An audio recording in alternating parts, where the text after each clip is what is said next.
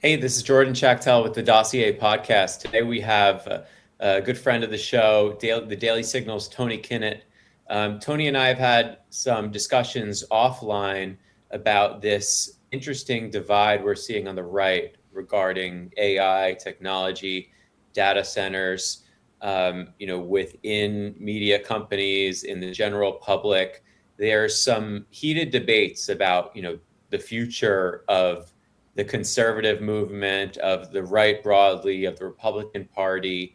You're seeing all these polls coming out every which way where you have these, populist things going on with technology. And it's a really interesting and developing environment. And I thought Tony kind of has his finger on the pulse of this stuff. Tony's also has a big radio show, and is constantly interacting with the true grassroots of America. So I thought that it would be interesting to hear his perspective. Tony's been up to date on all these issues for quite some time. So, Tony, really appreciate you coming on.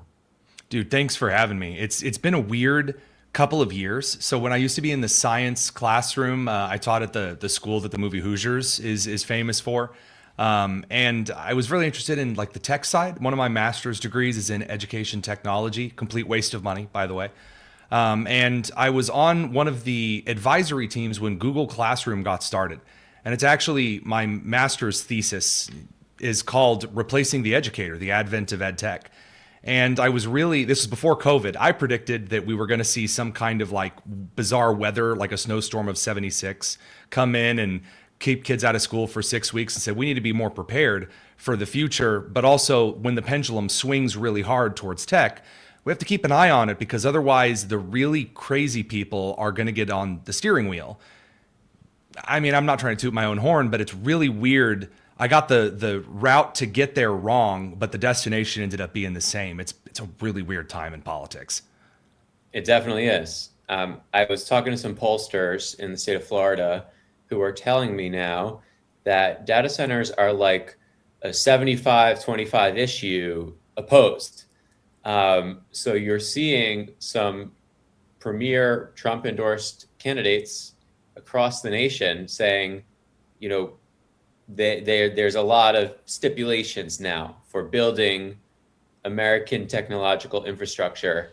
And I think it's unfortunate, because it's just going to make everything worse when you have politicians or aspiring politicians already kind of like giving in to this movement of like hysteria and panic, and all the water is going to be flushed away, and it's going to like go into the sea and be poisoned, and Right. our water is going to turn brown.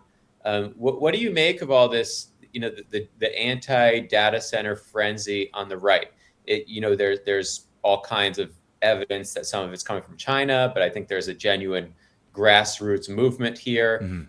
Mhm. You see it with like these Facebook groups that are pushing, data center created propaganda against data centers. So really interesting stuff. What do you make of all of it? So I think it comes from two places, outside of the foreign influence, of which, foreign influence and trying to turn American opinion on things is, again, given that we're talking a lot about Teddy Roosevelt in our nation's history right now, goes all the way back to the Spanish-American War. Foreign influence and trying to turn the American public's opinion on things, it's a tale as old as time, just without the beauty and the beast. So in this instance, it comes from two places. First of all, there has been a long trending disquiet among the American Midwest over kind of warehouse burgs popping up. So you'll have like a lot of along these interstates, you'll see these corporate parks that pop up and these huge blocky warehouse buildings. We've all seen them. And there's an idea that it is desirous to keep those out of small town and medium-sized towns in the Midwest, because they're big and they're ugly. And they also draw a lot of infrastructure resources, not necessarily in power and water, but in terms of like roads. So like the corporate park will have like beautiful roads, and they'll be county or state funded. And then the rest of the county's roads are trash. Where I grew up, Henry County, Indiana, is facing a lot of that. There's some corporate park area. It's like pristine chef's kiss stuff. So that kind of built a lot of the infrastructure, no pun intended, to bring it into this pre-built animosity towards data centers. The second thing that I've noticed is I always get very suspicious as a conservative Whenever I see AOC hold up a jar of dirty water in Congress that she shook up violently before she got up to the committee stand, and then I see Republicans going, AOC is right. Alexandria Ocasio-Cortez has something here. And I go, guys, this is the lady who thinks that the accounting firm Deloitte set fire to the Cleveland River in West Virginia. No, something's wrong here. And so, no, it doesn't work like that. It's the same kind of anti-nuclear energy vibes. You're getting a little of that where it's like, but wait a minute. The Simpsons told me that after Homer smacks his head and goes, "Doh," that like everyone dies of radiation. So there are two things. Like one is I understand the eyesore thing, but I think that there's a good solution to it because dialogue genuinely fixes a lot of these things. And then number two, there's a very bizarre, oh, the populists say that it's gonna, you know, you watch like the first couple of seasons of SpongeBob. Yes. Yeah. So there's one where SpongeBob has this bubble buddy, and you know he ruins everyone in the town's day. And this guy, because he burned our crops, poisoned our water supply, and delivered a plague into our houses. And the crowd goes, he did. And then the fish says, no, but are we just gonna sit around and wait until he does? And then they're gonna pop the bubble. So that's the second half of it. It's a very weird influencer age hysteria that doesn't really have. You and I have talked about this offline. I've been trying to dive through the power take, the water take, what's being brought in, what's being spit back out, and I'm not seeing it. It's so weird, so bizarre. Yeah, my favorite analogy is that the California almond industry is like, you know, multiples of hundreds taking up more water than all of the data centers combined. But it's hard to drill down on specifics on this issue because it's always something else. If it's not the water, it's the electric. If it's not the electric, it's that, you know, it's ugly and I don't like it here. If it's not ugly and I like it here, it's emitting sound or, you know, chemtrails, whatever, you know, then it becomes like super conspiratorial. And the people who make the posters advertising these effects are also using AI to generate the same freaking poster-like image every time, which is, I mean, that's Alanis Morissette irony right there. Yeah, of course. Of course. Actually, like, I kind of almost respect the fact that they're using technology that we support to like undermine our own movement. It's kind of like a little guerrilla warfare thing. So, you know, I respect what they're doing there, even though it's hypocritical, surely. But it's just like, it's just one thing after another with the data centers. And then I think eventually when you get to like the bare bones of this, a lot of these folks just like don't like advancements in technology. I think like this is like the Tucker Carlson camp where he'll basically readily admit that like, you know, there's some jobs that he thinks should just stay in place forever, even if they're, you know, even if they're completely outdated and meaningless. It's like akin to just like, you know, keeping the horse and buggy industry alive, the wheelwrights indefinitely, right? So it's just like we're reaching this like strange phenomenon, and I get like instinctively that a lot of conservatives don't necessarily love huge transformative change. I get it, but like when we're talking about, you know, reindustrializing America, right? Like if you want to reindustrialize America, there's some great construction projects going on right now, and like, you know, they provide enormous at least tax benefits and a lot of jobs. And it's like, you know, beggars can't be choosers. Do we want to stay completely connected to Chinese hardware and infrastructure forever? Or can we become more sovereign? And it's just like, you know, they're like, oh, we want different kinds of infrastructure, or this should be built closer to Detroit and not 20 miles from Detroit. It's like, right. Come on, man, you know? Here's regarding kind of the Luddite Tucker Carlson, you know, kind of argument. What bothers me is that the American conservatism is different from European conservatism. It's different than just conserving thing. The idea of American conservatism is built on pioneering. It is going into the wilderness and building something from nothing. Innovation, the kind of innovation that drove the creation that did in fact make several kinds of industries defunct. And you think of the cotton gin, which people say, oh, that really exploded slavery. No, it didn't. It actually took the idea for a ton of cheap slave labor and made it less practical. You think of the iron plow, actually putting a metal plow head behind the horse instead of a wooden or, God forbid, a clay one, which would break every 20 minutes. I mean, you would actually have the McCormick plow was a famous innovator of the American frontier that became the Midwest in our breadbasket. The American idea of conservatism is good stewardship of the land on which you're on, but also the innovation, that necessity being the motherhood of invention. That truly is something that I think the Tucker Carlsons and some of the populists right now are so blind to. Semi-trucking is a great example of this. Like, well, if we allow improvements in AI, it's going to make truckers obsolete. Like, first of all, you don't know that. Second of all, we don't know if there will be a situation in which we won't at some point have a day where a large part of our semi-trucking industry is essentially people playing the trucking simulator, but actually delivering real goods and that kind of thing, making an ease of access and use for those in the trucking industry.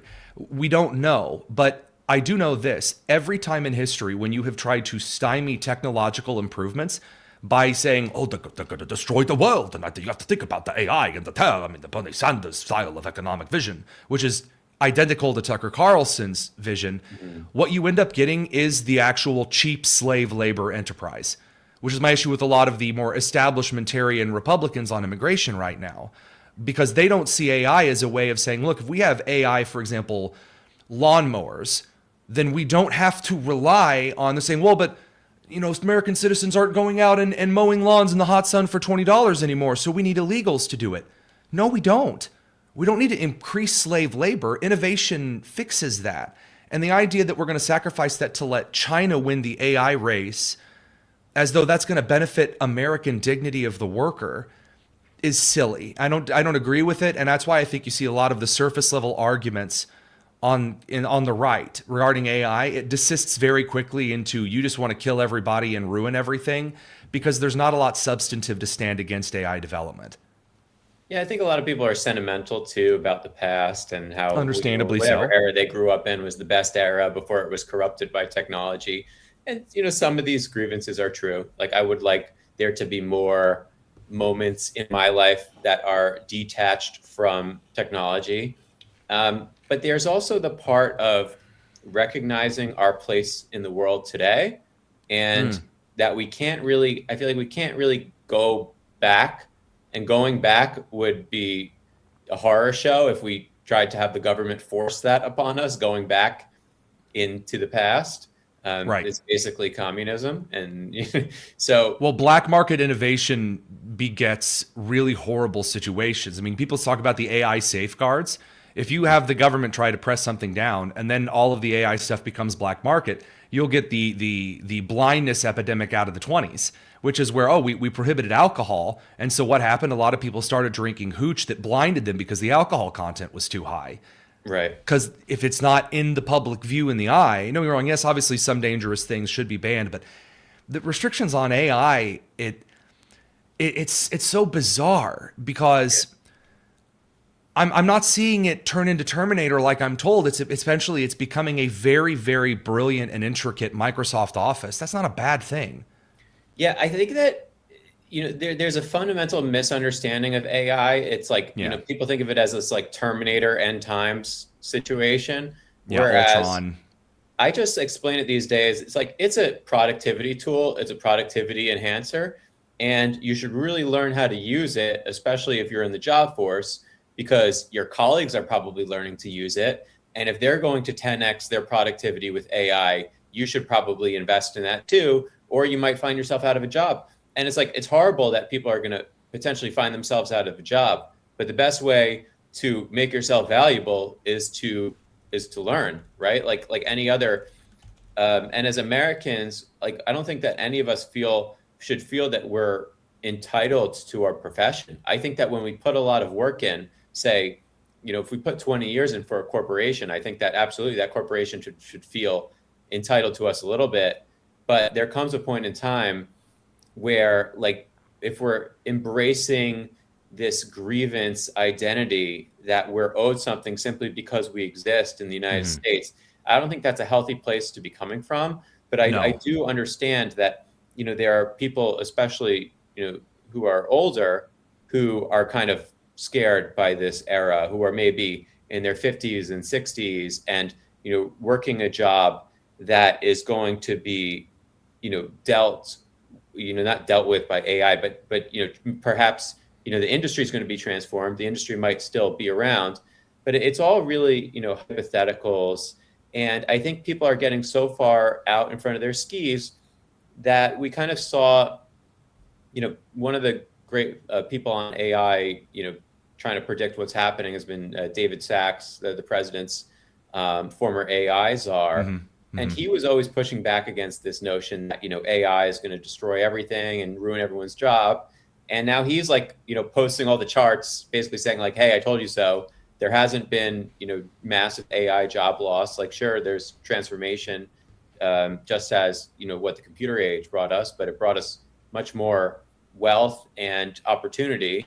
And I think that, do you think that this might be the same case with this, technological revolution? I do. So I'm going to use a more recent example instead of just like the cotton gin and the plow with McCormick or the wheelwrights. Rolodex is a great example of how this stuff changes. So a lot of people used to own a Rolodex, and it was a great way to have all of your address book, your business cards and stuff right in front of you. You could flip through it. It was really innovative. And then right around the 90s and 2000s, as personal digital the personal digital revolution started taking place, what did Rolodex do? Well, it ended up selling out to the Newell Company in 1997, and the Rolodex crew ended up revolutionizing how online business storage was done. And if the Rolodex crew would have basically tried to stick it out and sell essentially index cards with lines on it on two metal rings as its main business operating model, then America would have lost everything. But because it innovated and said, I have experience in how people want to see contact details, it is literally why on your smartphone, your contact screen is laid out the way it is. It changed everything. That wasn't just something that people naturally thought, oh, I'll just copy what Rolodex is doing. No, there were people actually getting the cross-reference and autofill was honestly a big, huge thing innovated by Rolodex. Why do I bring that up? Because when we're looking at the future of technology, everyone always thinks that they can predict with gloom and doom in precise accuracy.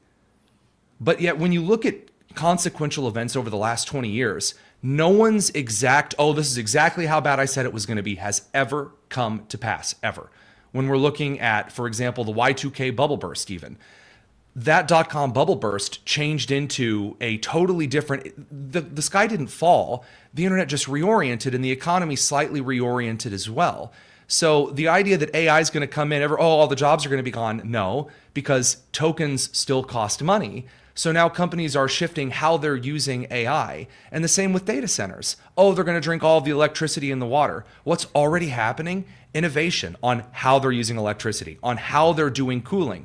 There are entire industries that are springing up on how to effectively cool these data centers that don't take just a open loophole, take all of the water in the area, turn it to steam, and ship it east to the next state. That's not happening. Yeah, one of my buddies founded one of these data center companies, maybe, I guess it was 15 years ago now.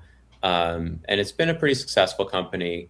And, this is such a new endeavor that only 10 years ago, people were still trying to figure out how to move the hot air out of the facility.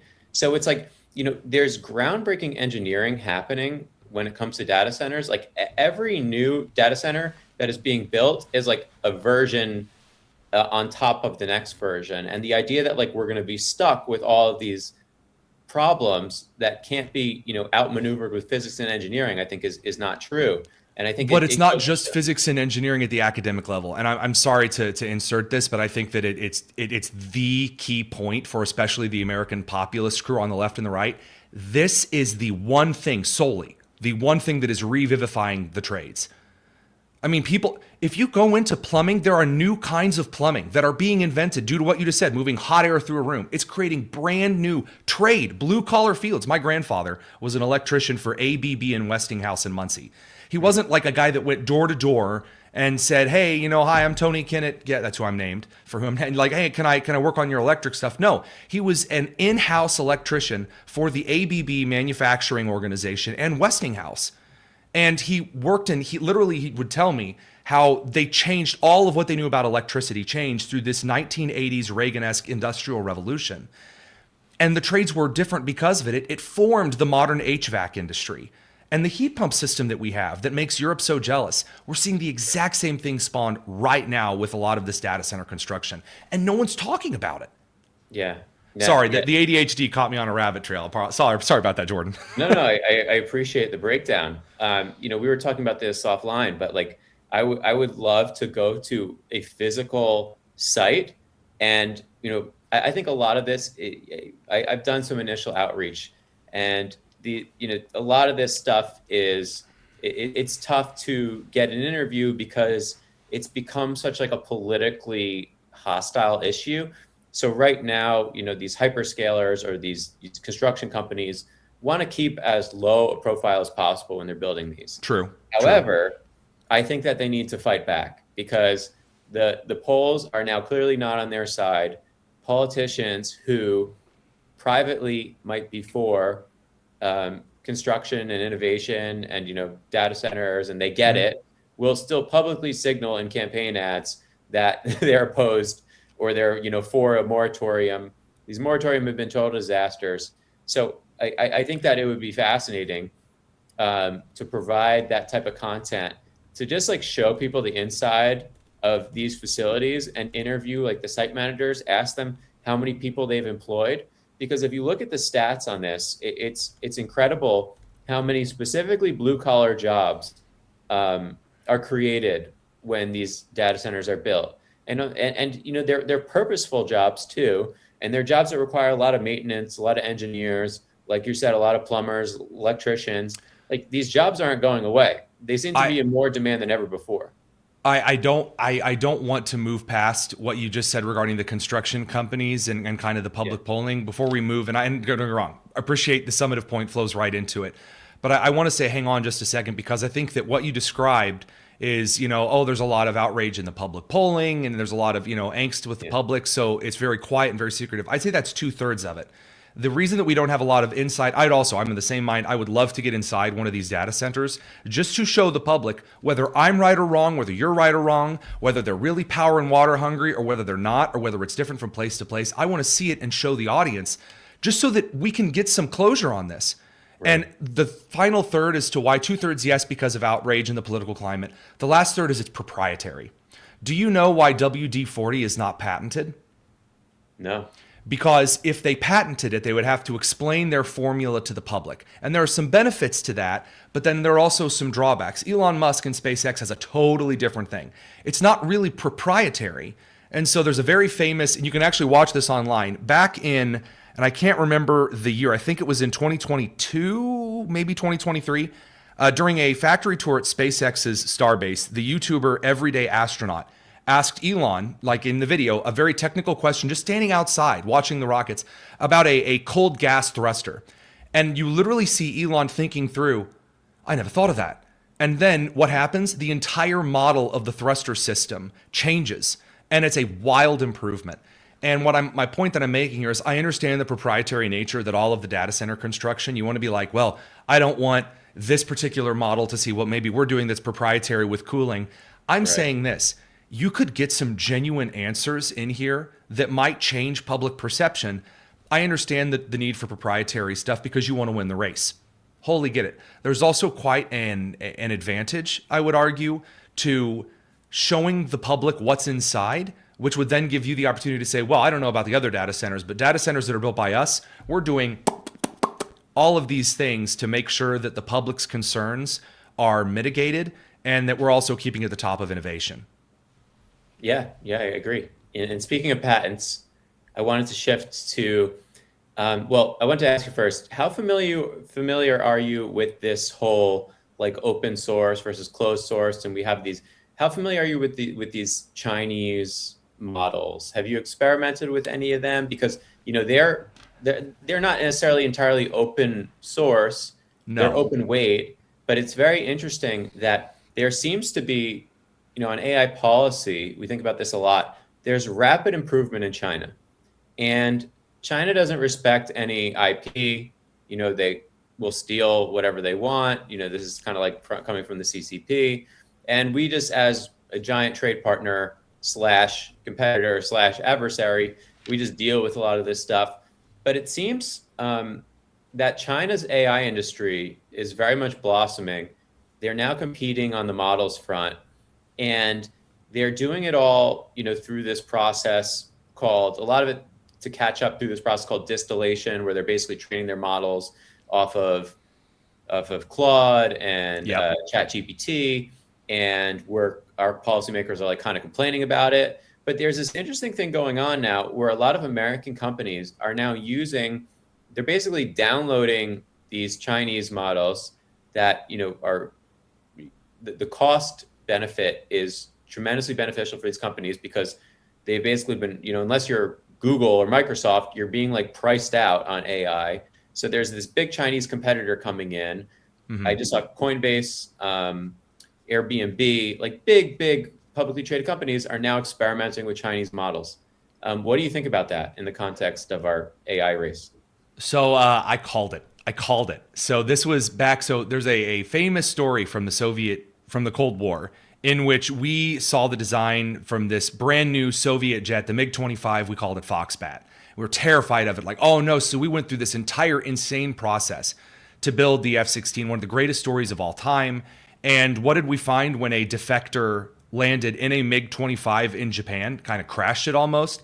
We had it completely disassembled in a half an hour. We found out it was a big hunk of stainless steel that couldn't fly, and it was a very cheap copy of what they thought American jets were doing. It was essentially also how we discovered a major leak inside of Lockheed Martin, the only leak out of Lockheed that's ever actually been confirmed to have ever existed. So what do we learn from that? Communist countries and these kind of pseudo-communist, really China's more fascist now in like its corporate structure.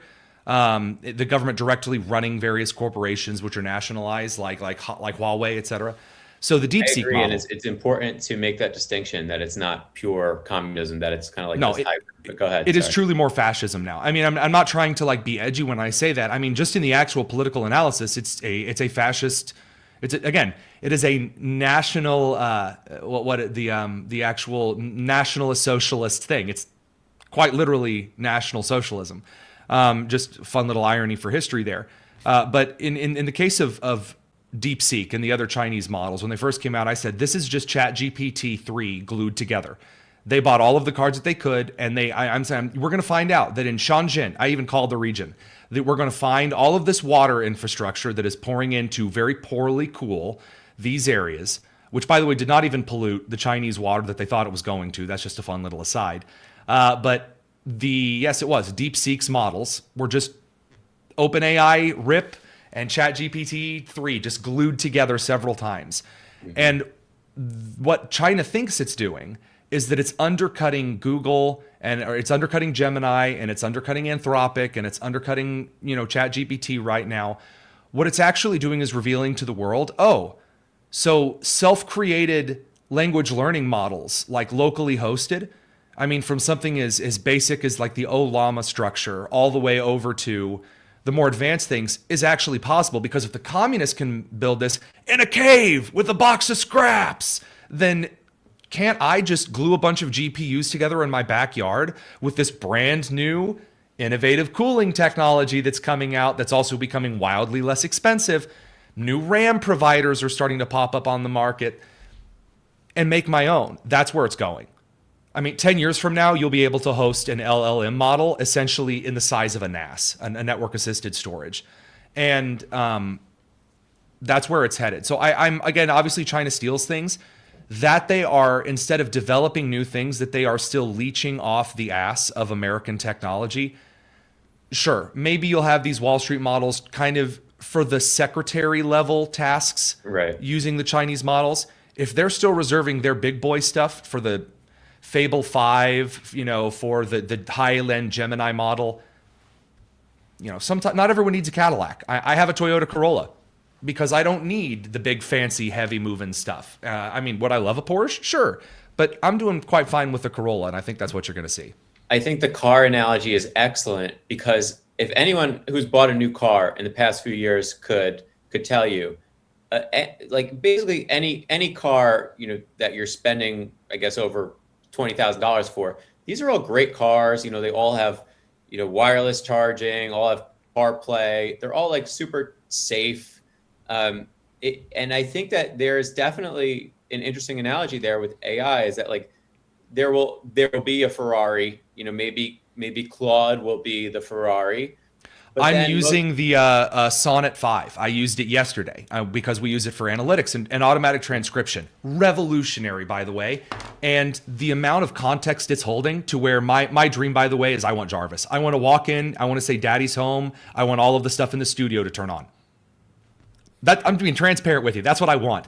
And we're getting close. Yeah, It's exciting. yeah. And Yeah. maybe that will be the Ferrari. You're right. Because maybe not everyone needs Jarvis.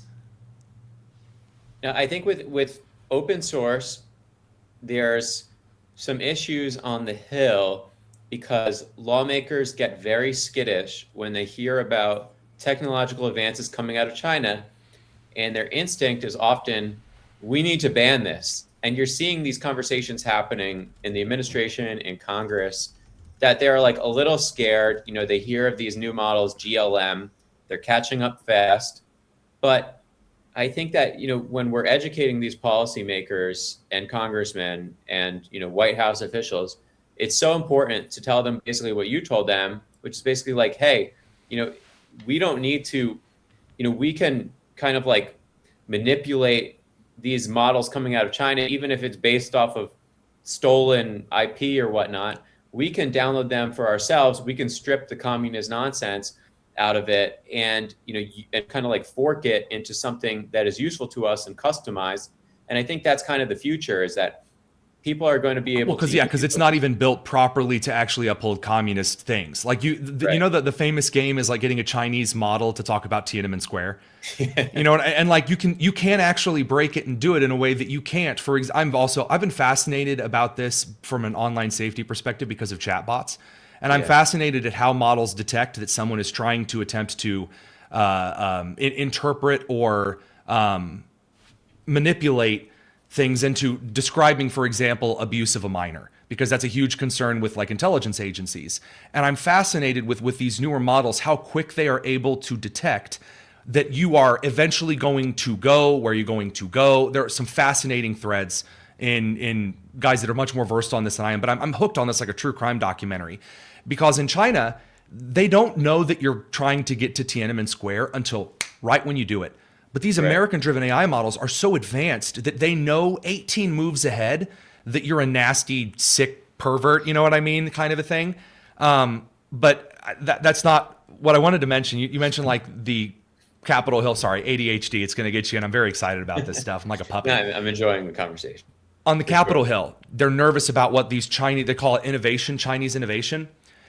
It's not actually innovation in the way that they're creating something new. They're simply utilizing American inventions in ways that average people turn things and mix things around. So the examples I give to this, Kleenex, Post-it notes, and minoxidil, so Rogaine. So Rogaine was originally a prescription for ulcers. And they found out that, wow, yeah, it helps your ulcers and you get more hair.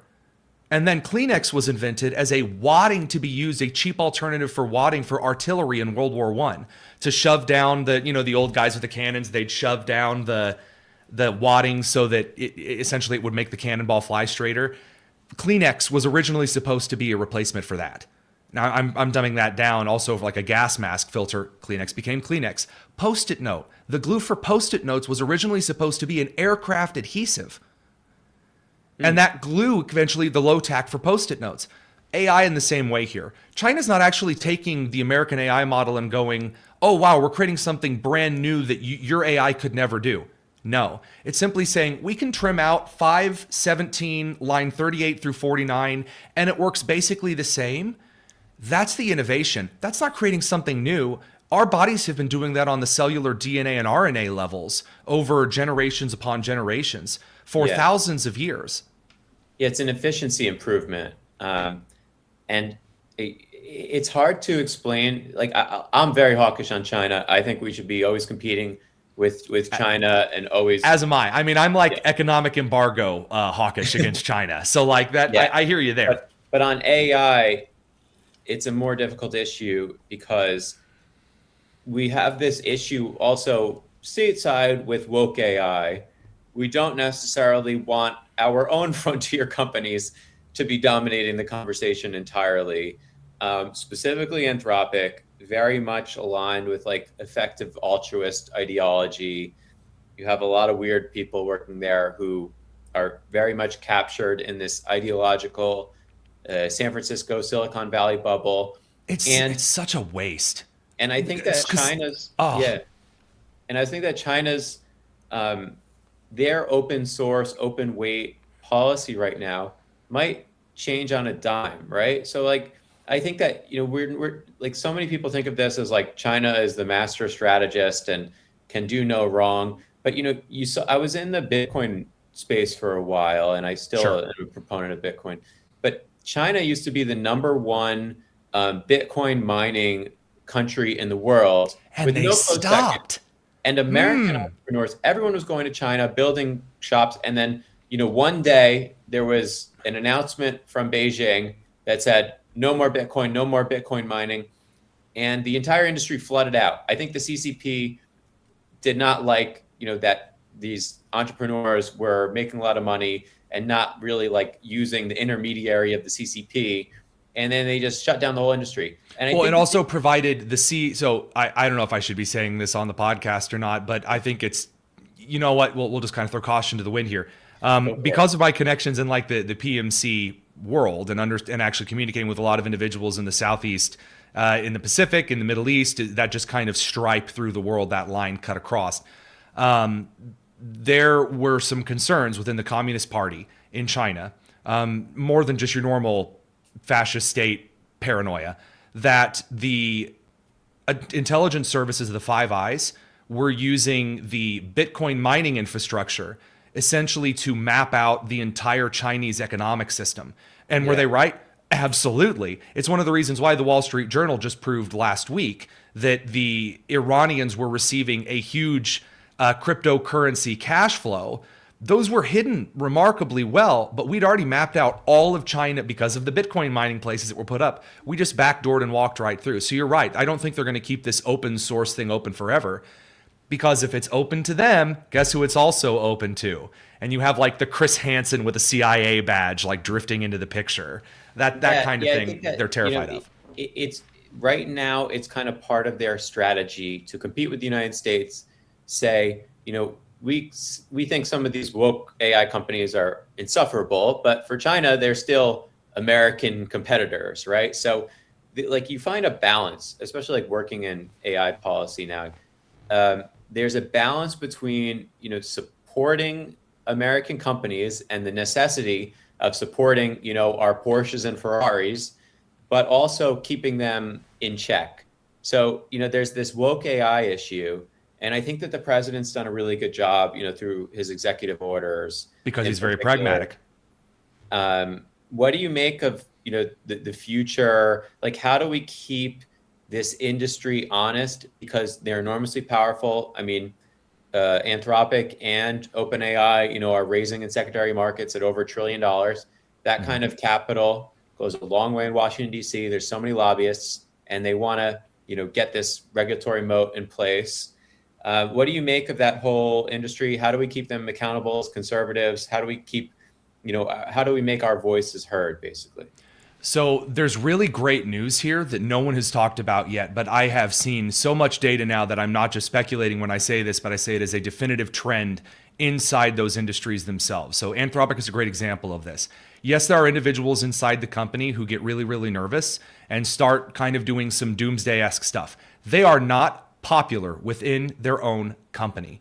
And the reason is because a lot of big tech is orienting away from the left because they see an opportunity for growth internationally that allows them to experiment and also shift as the market shifts, in the way that the left, once you start subsidizing things directly and nationalizing them, there's no longer any time that you want to innovate, you have to check with the prison warden. As Kramer would say, can I go to the bathroom now? That kind of a thing. that big tech doesn't want to do. Additionally, big tech is also realizing these things do have ceilings, and that the bull market will eventually give way to the bear in certain sectors. Here's what I mean. There was the age in the early 2010s where all of the social media companies thought the sky is the limit, influencer age is here, it's never going to leave, and we can just extract umpteen bajillions of cash out of this. And then what did Facebook and Meta what did LinkedIn and Meta start realizing? That's got a ceiling, and people will eventually move on to new areas of the market where there's innovation that's necessary. You don't need your refrigerator to be connected to Facebook, is what they discovered. AI companies and a lot of telecom is discovering, so we're not just going to pour our foundation to an immovable cement structure that would bankrupt us to move away from. That's very, very, very good, because that means that instead of creating, to hell with everyone, we're just going to put up a data center here and flip everyone else off because we've got a lot of money and that money is going to be here forever. That's not happening. That's a very, very good thing. And that means that it gives the American people an opportunity to interact with these industries and organizations. You see this with RAM. The market is a lot more volatile right now, not because they're just buying up all of the RAM and sitting on it.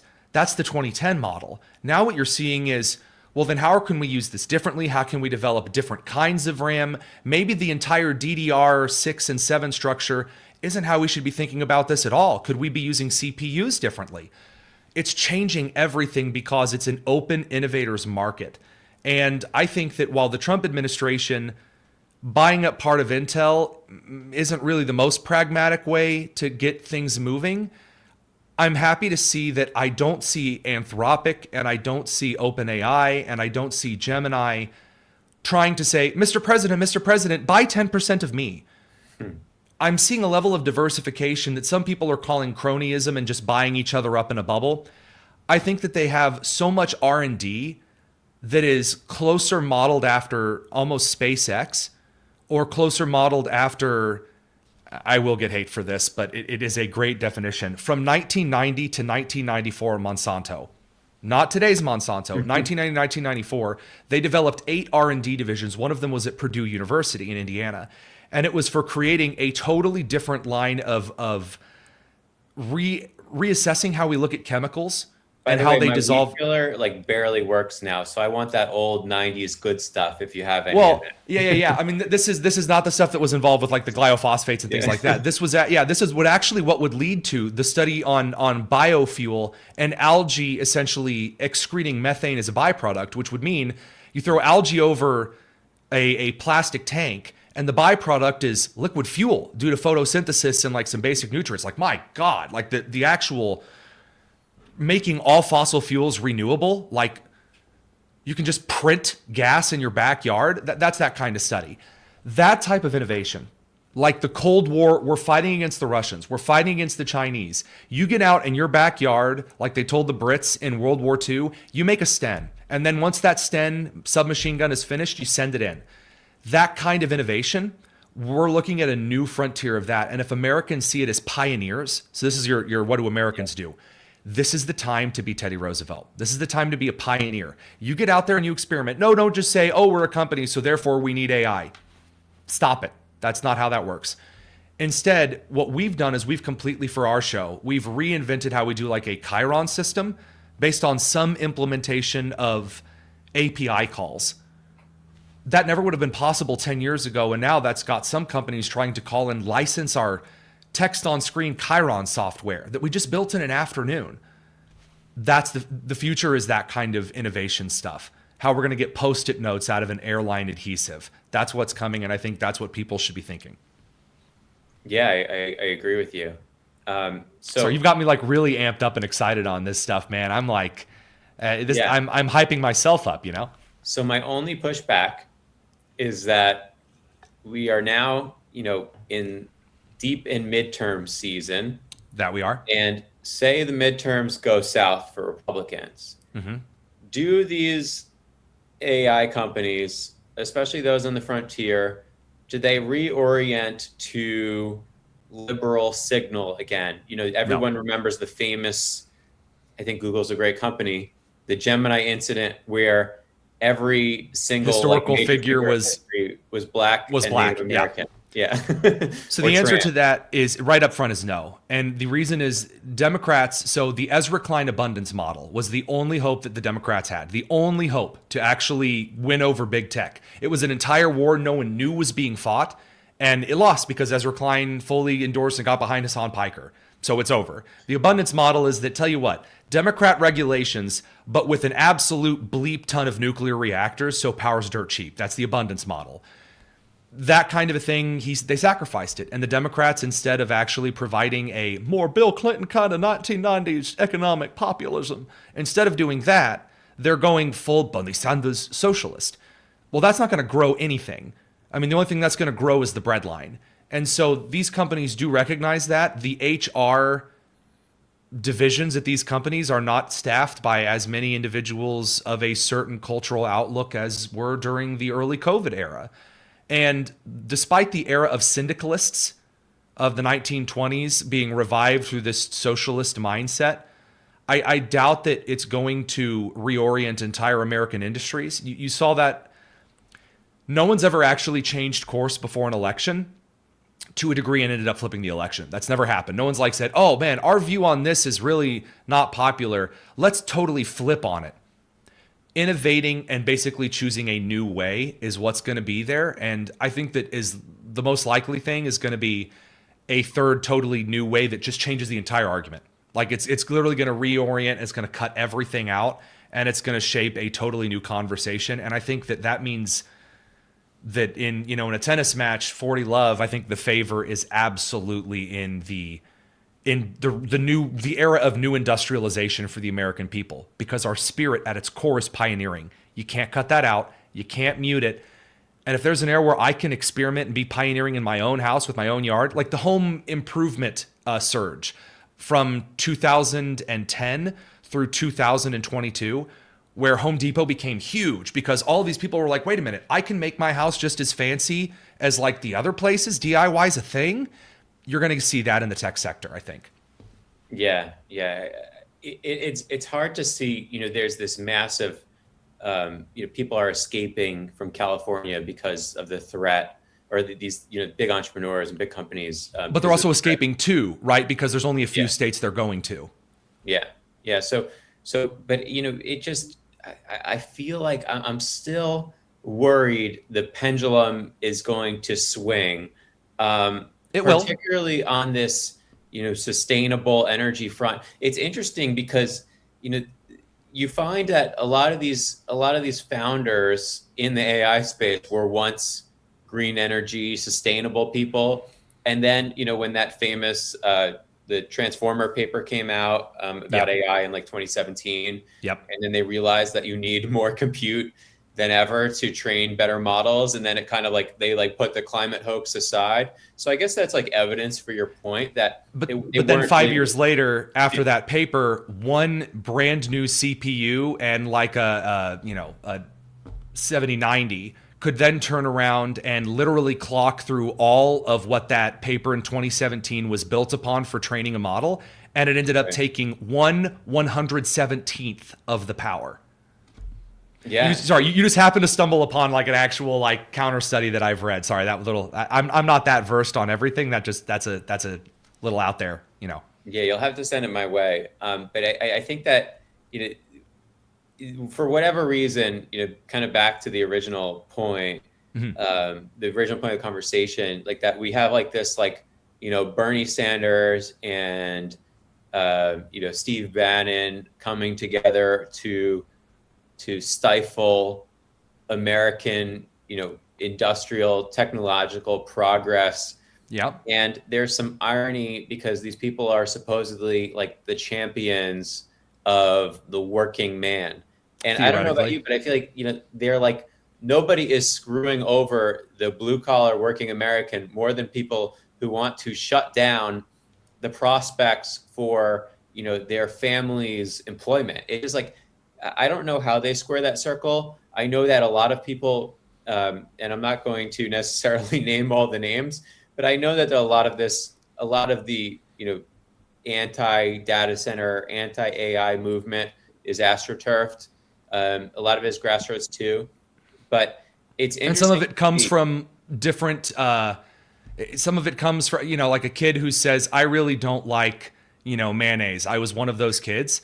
I thought, oh man, I'm not going to enjoy coconut shrimp at Red Lobster because that white sauce looks a lot like mayonnaise. That's that Warehouseburg thing I was referencing at the very beginning. Yeah. It's understandable, but it will eventually correct. It's just like nuclear power with the American people. It took a little while.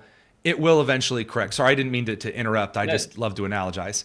it's interesting when you look at the startup scene. There's so many nuclear companies that feel like the red tape's being cut.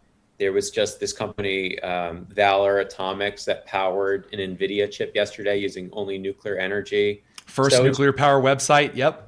yeah, so it's really cool to see what's happening on that front. And I think you're right. Like, that's the model.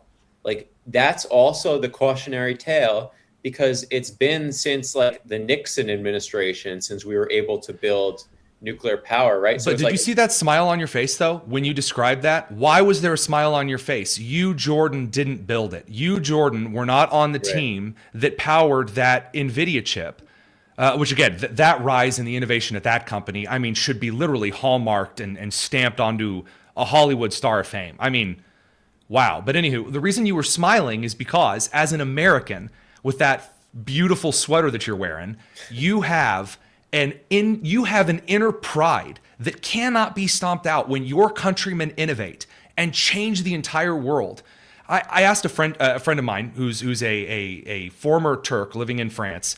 And he was run out of France because he was a Christian or run out of Turkey because he was a Christian in Turkey. Now he's in France. It's a weird situation. But he was telling me that there's a weird thing where French will be jealous almost when one of their countrymen do something. That's Yeah. so anti-American. Like if some girl in St. Louis that I've never heard of breaks some record, like an eagle screeches in your heart. So like that thing is baked into almost every American, even if they don't want to admit it. So when you say that nuclear thing, you couldn't help smile because it's like, man, this country's freaking cool. Yeah, the European mindset is another great cautionary tale for how you can destroy innovation entirely. There's a huge brain drain. You can look at the entire roster, if we're talking about the AI space, of AI companies in Europe. You can count them on one hand, the ones that are significant. There's maybe one that could, like this Mistral AI, that could become significant, but there's no guarantee that any of these companies are going to last. There's no venture capitalists that really are excited about investing in European AI. And you're right, it's the European governance structure is a disaster, but it's also a mentality, it's also a demographic shift. But you're right, like there's the nuclear cautionary tale in-house, or our politicians can take inspiration from Europe, go full like security ban theater, and AI, we can basically seed the AI race to China, right? So, and this is again, you've triggered my trap card.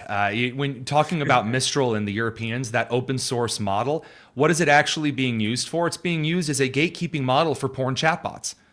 That is what it's for. The majority, seriously, please don't take my word for it. Look this up yourself. The majority of LLM usage regarding the Mistral model is for pornographic porn like chatbots.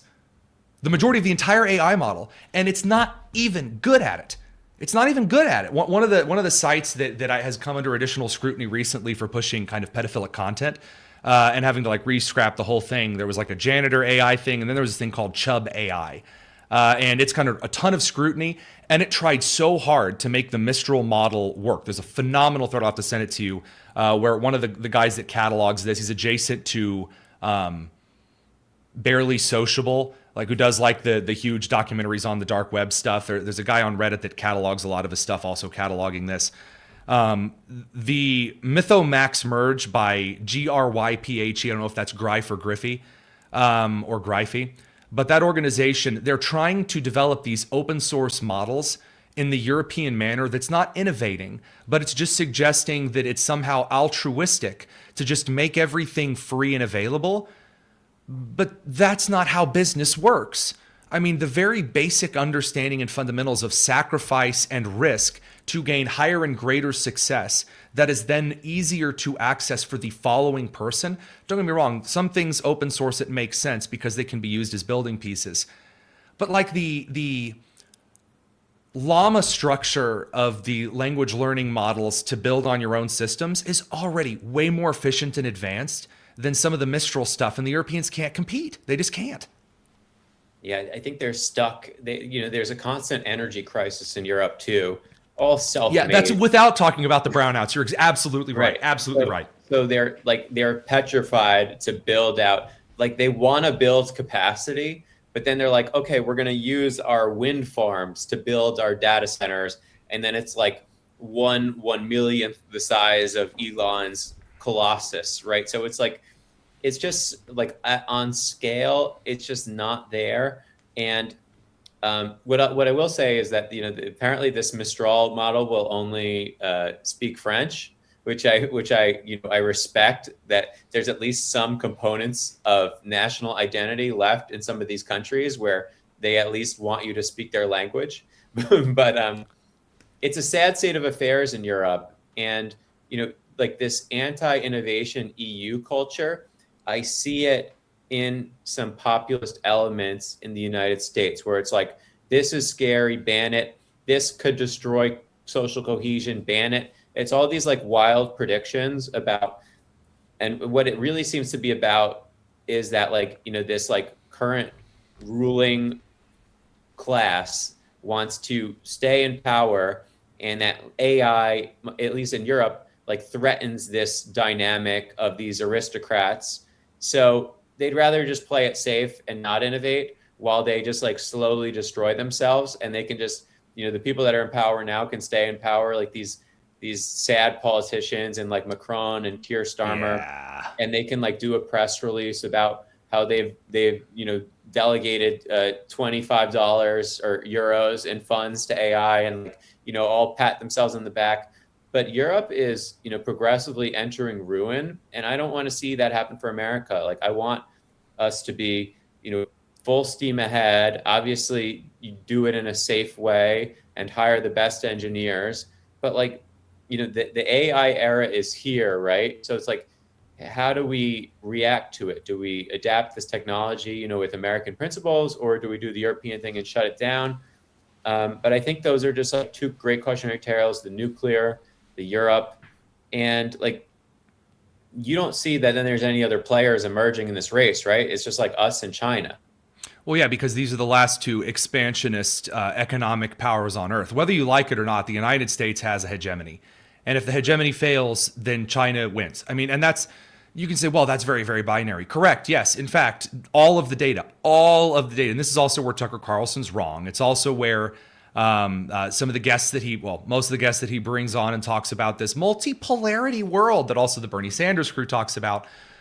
It is, in fact, a race for dominance, because either the United States model, which single-handedly rebuilt all of the world after World War II through the Marshall Plan, and also during the Second World War, also kept the Soviet Union from collapsing entirely. That means the United States, and then once you involve Nixon, saved China from collapse. So the United States has single-handedly propped up the entire world, free and unfree. And so therefore, either the hegemony will be an American one, either it will be an American empire, or it will be Chinese and socialist and anarchic, hyper-racialist, hyper-Islamist ruin. And again, none of that in and of itself is inherently political, by which I mean that it is therefore a call for Republicans or for Democrats or for independents. Those are simply the objectively stated realities by which we see multifaceted nation states moving along those lines, period. And, this is why the UAE is cozying up to the United States, because the UAE recognizes that either the United States will allow the infrastructure to mingle and allow the UAE to continue to exist, because the UAE, if the UAE does what Spain did during the 1700s, like hoard gold in a room and lock it there, then it's screwed. You can't just do banking and fuel trading to prop up an empire anymore. We've innovated past that. So the UAE is either going to have to play along America's terms or sacrifice itself to the Belt and Road, which is also flailing. So, which is why China's allowing an open source thing right now. China has to allow an open source situation, otherwise it dies. So it has to sacrifice its structural power over its own population to compete on the global stage. And the American people at a base level, deep down, understand this. They get it. So when you try to say, oh, well, we're just going to ban things, the average American goes, no, we're not. The Fable 5 ban lasted less than a month because it wasn't even going to be, oh, this is going to skeleton key and end everything. It's like, well, probably not. But even so, shouldn't you be running all of these models as soon as they come out to see if there's any issues and then update them anyway? Man, it sounds like we need to hire more people who are able to fix 0-day bugs and flaws. Yeah, That's I a think call for more employment. market forces solve a lot of those problems that the government sometimes doesn't account for. If you're truly um, if you truly release software publicly that ends up in like and a foreign actor uses it to push a massive cyber attack against the United States, like your company's pretty much finished, right? So from what I heard, Amazon and some executives from these other major American tech companies found serious bugs, and then the US government got involved. But really, I think Anthropic needs to be more proactive next time. But the markets do solve for this problem. Like if you make reckless decisions constantly, like people aren't going to want to use your services anymore. So, but I do agree with you that, there's really only two models, there's two systems that America, that the world can choose from. It's the American model or the Chinese model. And, there's really only two players in the AI game. There's some pretenders in Europe, in the Middle East, they're basically just investing in American and Chinese systems. So, we'll see what the future holds. But, I think, Tony, I really appreciate you coming on the show and talking about these big issues. And I think that a lot of, the stuff that we're unsure about will come clear, especially in the coming months and years. It's far better to be called to move forward than to be called to man the defense. And when you step kind of outside and touch some grass in this case, there's a huge opportunity. There's stuff that needs to be done. Again, I would love to see the inside of some of these data centers and talk about that with the American people. That transparency is far more important than proprietary techniques on something like server rack placement. I think that's very possible. I think it's what we're going to see. And I really appreciate your inviting me on to talk about this, because until we start talking about it, it's so easy to kind of blackpill about things when there really is such an opportunity for excellence. Yeah, no, I 100% agree. And, it's about that American spirit and that optimistic perspective that can, take you a long way. Where can everyone find you and, follow your show? Absolutely. You can find us over at the easiest place to watch is youtube.com/daily signal. We're actually just now in their shows program, the very first news and analysis program accepted into that as of today. So that's where you can find us. And then if you're in our radio or TV syndication network, you're more than welcome to find us there. X at the Tonus, TheTonus. But you Google us, you'll find us. All right. Tony Kinnett, really appreciate it. Thanks, Jordan.